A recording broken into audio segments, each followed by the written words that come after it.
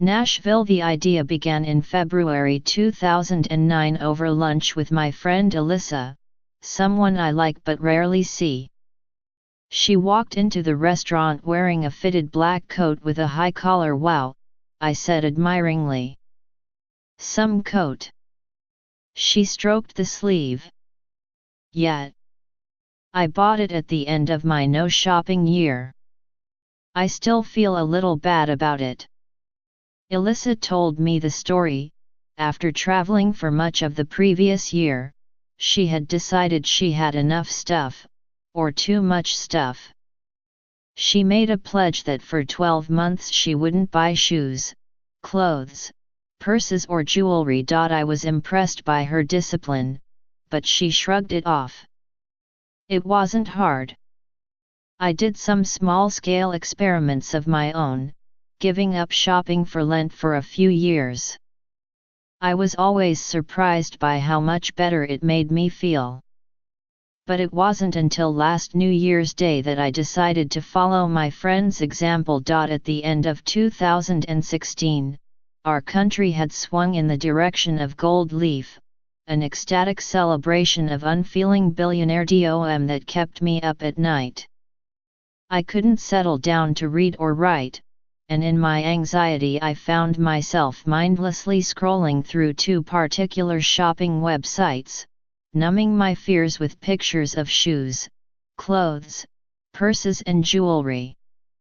I was trying to distract myself, but the distraction left me feeling worse, the way a late night in a bar smoking Winstons and drinking gin leaves you feeling worse.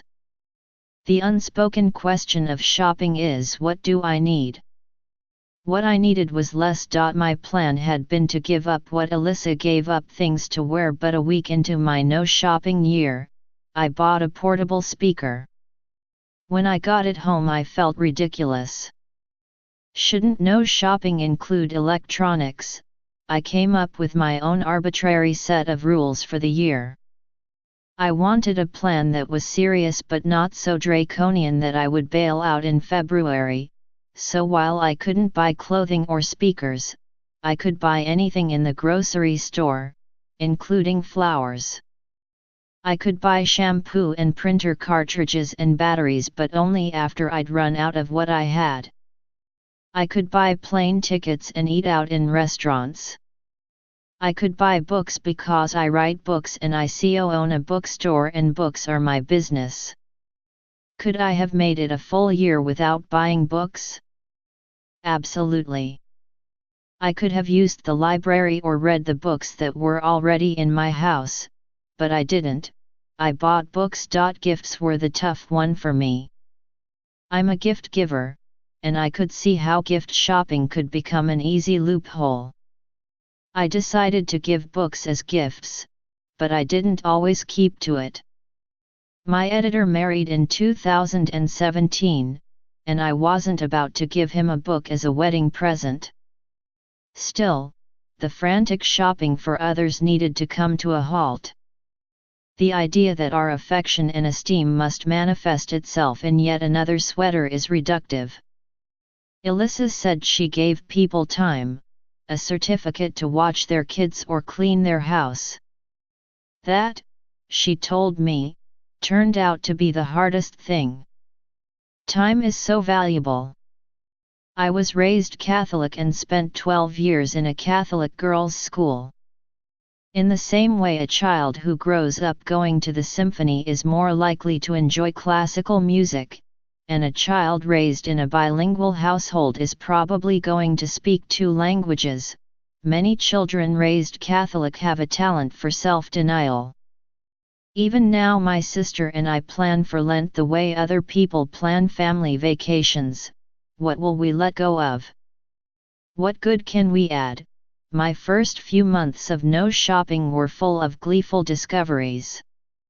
I ran out of lip balm early on, and before making a decision about whether lip balm constituted a need, I looked in my desk drawers and coat pockets. I found 5 lip balms. Once I started digging around under the bathroom sink, I realized I could probably run this experiment for 3 more years before using up all the lotion, soap and dental floss. It turns out I hadn't thrown away the hair products and face creams I'd bought over the years and didn't like. I'd just tossed them all under the sink. I'm using them now, and they're fine. In March I wished I had a Fitbit, the new one that looked like a bracelet and didn't need to be connected to a smartphone. For 4 days I really wanted a Fitbit. And then poof! I didn't want one. I remember my parents trying to teach me this lesson when I was a child: if you want something, wait a while. Chances are the feeling will pass. The trick of no shopping isn't just that you don't buy things. You don't shop. That means no trawling the sale section of the J. Crew website in idle moments. It means the catalogs go into the recycle bin unopened on the theory that if I don't see it, I don't want it. Halfway through the year I could go to a store with my mother and sister if they asked me. I could tell them if the dress they were trying on looked good without wishing I could try it on myself. Not shopping saves an astonishing amount of time. In October, I interviewed Tom Hanks about his collection of short stories in front of 1,700 people in a Washington theater. Previously, I would have believed that such an occasion demanded a new dress and lost 2 days of my life looking for one. In fact, Tom Hanks had never seen any of my dresses, nor had the people in the audience. I went to my closet, picked out something weather appropriate and stuck it in my suitcase. Done. I did a favor for a friend over the summer and she bought me a pair of tennis shoes. Her simple act of kindness thrilled me. Once I stopped looking for things to buy, I became tremendously grateful for the things I received. Had I been shopping this summer, I would have told my friend, "You shouldn't have," and I would have meant it. It doesn't take so long for a craving to subside, be it for Winston's or gin or cupcakes. Once I got the hang of giving shopping up, it wasn't much of a trick. The trickier part was living with the startling abundance that had become glaringly obvious when I stopped trying to get more. Once I could see what I already had, and what actually mattered, I was left with a feeling that was somewhere between sickened and humbled. When did I amass so many things, and did someone else need them? If you stop thinking about what you might want, it's a whole lot easier to see what other people don't have. There's a reason that just about every religion regards material belongings as an impediment to peace. This is why Siddhartha had to leave his palace to become the Buddha. This is why Jesus said, "Blessed are the poor." It's why my friend's sister Nina, an 85-year-old Catholic nun, took a vow of poverty when she entered the convent at 18. Sister Nina was my reading teacher when I was in the 1st grade, and in the years since, she has taught me considerably more. When I ask her if there's anything she needs me to get for her, she shakes her head. "It's all just stuff," she says, meaning all of the things that aren't God. If you're in the market for genuine inspiration on this front, I urge you to read Barking to the Choir, The Power of Radical Kinship, by Gregory Boyle, a book that shows what the platitudes of faith look like when they're put into action. The things we buy are like a thick coat of Vaseline smeared on glass. We can see some shapes out there, light and dark, but in our constant craving for what we may still want, we miss life's details. It's not as if I kept a ledger and took the money I didn't spend on perfume and gave that money to the poor, but I came to a better understanding of money as something we earn and spend and save for the things we want and need.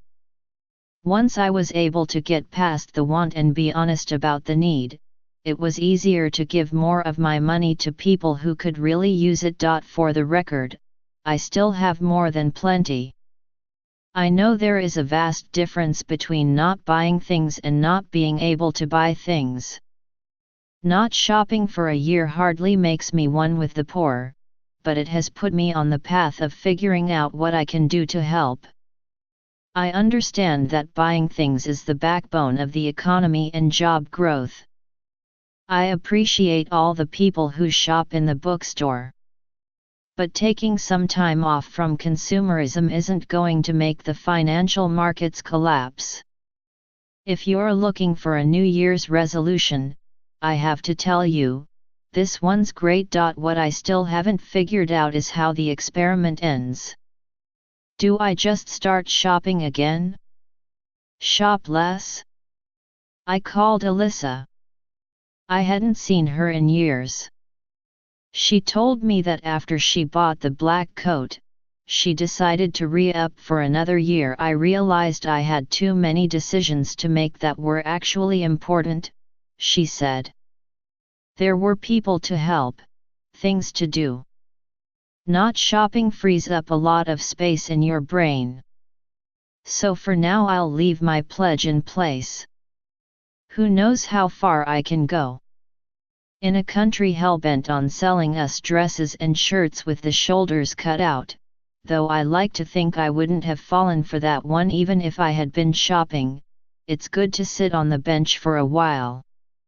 Or as the great social activist Dorothy Day liked to say, the best thing to do with the best things in life is give them up.